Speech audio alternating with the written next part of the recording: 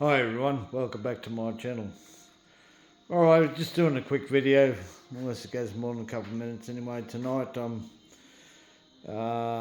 fitting up the 62mm clutch, guys. I know I could put a better light. Just hang on a moment. Alright. Okay, we're in better light here, guys. So here it is, guys. This is a 62mm clutch Taylor setup on a Rovan 45. Alright, so yeah, so I'm hopefully do the main parts tonight and finish the rest early in the morning. In other words, all the Loctite stuff is done tonight, and I'll get up early in the morning and finish off. And remember, we're putting a 2-speed on this, so it's running a 26 on the top gear. All right, 24 on the first gear and 27 on top gear. Right, I can see why. I've been in Bajas for quite a long time, actually, and actually the way I set the Rovan 71, I set the pipe up different to make it easier for me to pull that pipe off, on and off. Anyway, so basically this is a Taylor header, and I made it to and put my sort of flange rectangle, the circle set up on that. So this 28mm all the way back to the flange there. It's really for a Rovan 71, but we're going to change this, and I'm going to tell you why. Because I said why the hybrid is much easier to work on, and if you're a pipe builder, you need to think about how you build your pipes. So either you to work on a baja or whatever, that it makes it easy for you to work on if you need to get in the clutch area and all that type thing. So anyway, I had it snug through here, coming out here, and the biggest issue is getting these bolts out in this section there. And yeah, that's a pain, absolute pain. So we're going to run it the way it is tomorrow. I am going to change the header. My header will come up. We'll go 25mm diameter. I've got a big, large piece, 25mm inside diameter pipe. My pipe will come up, which I'm going to trim this part off here. The header's going to come out through here and down there. That way you can get to these bolts here, especially this inside one here, and you've got all the room to undo this section here. Yeah, so that's the way I like to work, and not spend hours fiddling around with stuff like that. So if you're breaking down at the track or wherever you are, you're not going to be, it's not going to be a 5-minute job if you've got to pull this whole unit out. Now, Taylor makes really good stuff. The only thing I don't like, how on the Baja has that little bracket separate by itself there. And Taylor's all one piece. The reason is it's to suit their Taylor engines, because their housing and engines all one piece. On the ALX is different. Okay, we will come to that. Now, because that's all one piece and all this, you got to lift this up to get this in and out. And on the Baja, if you got that separate piece, the Tittle Racing one's good, the 54 one, because it's all separate, you pull it out. The 54 one's the same pain in the arse as this one.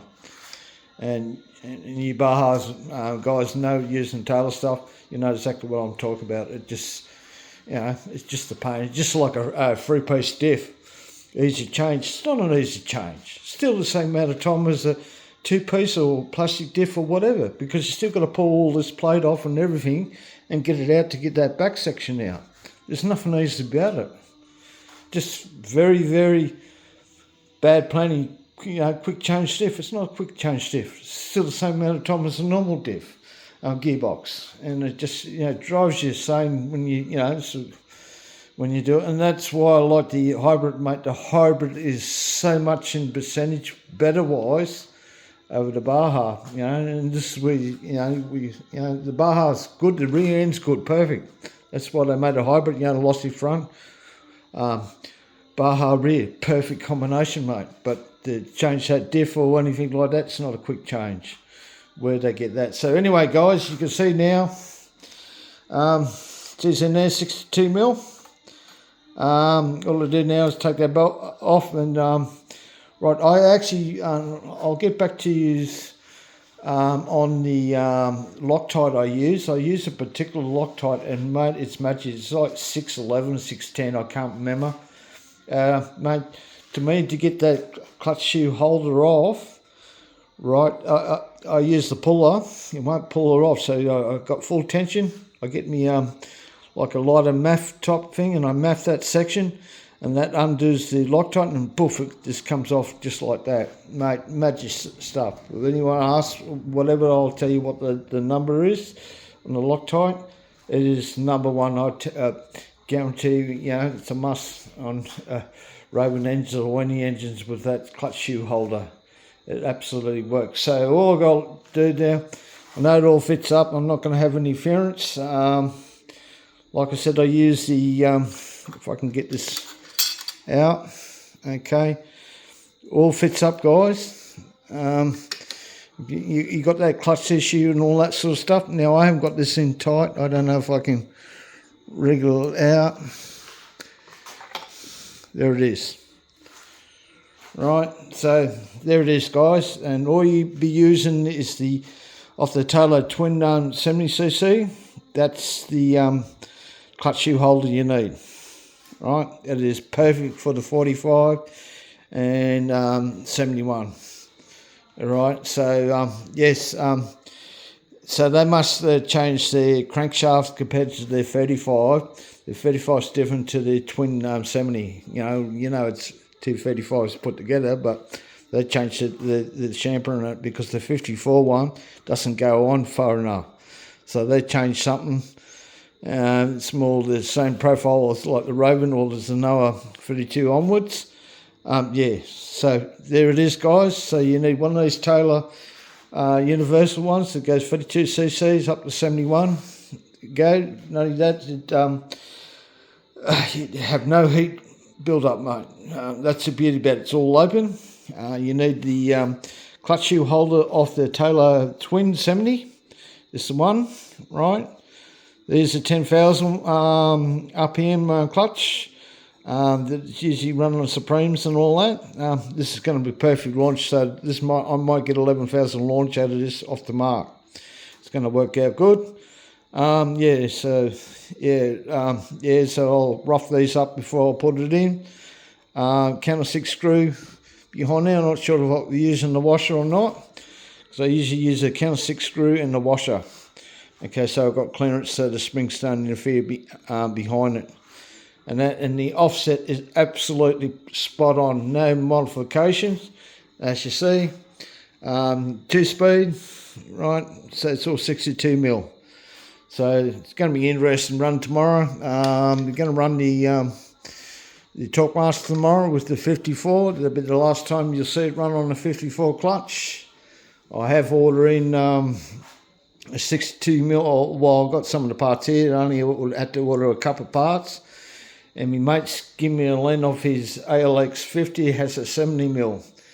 It might be more favourable because the springs are adjustable and I can get the RPM less. The less I can, the better, because the Talkmaster 5000 is on pipe at 5,000. So 10,000 is not the go. The lowest I can get, the better I can. And yeah, the only difference, the ALX whole kit, you're looking at $500, where this is a lot cheaper. It is cheaper with the Taylor 62 kit. It's about 300 if you're going to do it, type of thing it would be, or 350. But the ALX the 70, you're looking at over 500. So my mate's going to give me a loan of that. While my stuff's coming from, it'll be here in next week. We're going to try the ALX 70 mil clutch system in the Talkmaster. See which one favours more. Right, guys, was supposed to be a quick one, but this is a good one for you to yeah, a few tips and that. New pipe builders, mate, you need to think about how you make your pipes, because really the way out for here is not the go. It's out for the top and come down. That's what. So we'll run this setup tomorrow with the Taylor 50 GT pipe. And next time running, you'll see that we'll have the header coming out run the proper way, so it's easier to work on the vehicle. Right, I'm out, guys. Just remember, this method or madness, and may the force be with you, and I'll see you on the next one.